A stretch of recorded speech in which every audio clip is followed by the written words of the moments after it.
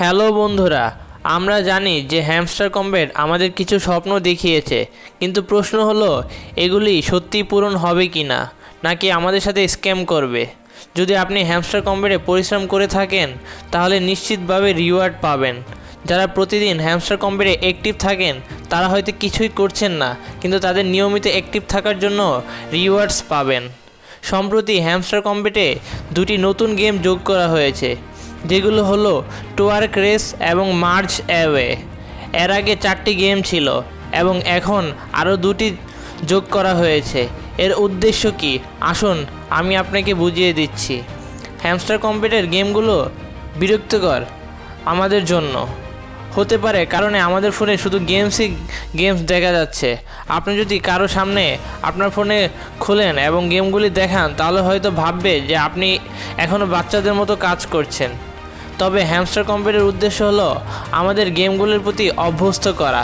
Hamster combat আগে থেকেই ঘোষণা করেছে যে তারা একটি গেমিং প্ল্যাটফর্ম তৈরি করবে যা ওয়েব 2 এবং ওয়েব 3 গেমসকে কানেক্টেড করবে।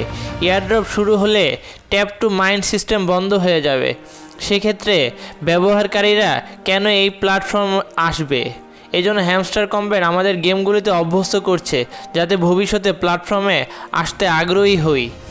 হ্যামস্টার কম্ব্যাটের ঘোষণা অনুযায়ী গেম খেলা এতটাই জরুরি নয়। আপনি যদি গেম খেলেন তাহলে এয়ারড্রপের পরিমাণ বাড়তে পারে, কিন্তু গেম না খেলেও আপনি এয়ারড্রপ পাবেন। এখন আমি আপনাকে বলবো যে হ্যামস্টার কম্ব্যাটের এয়ারড্রপ সেপ্টেম্বর মাসে আসতে পারে।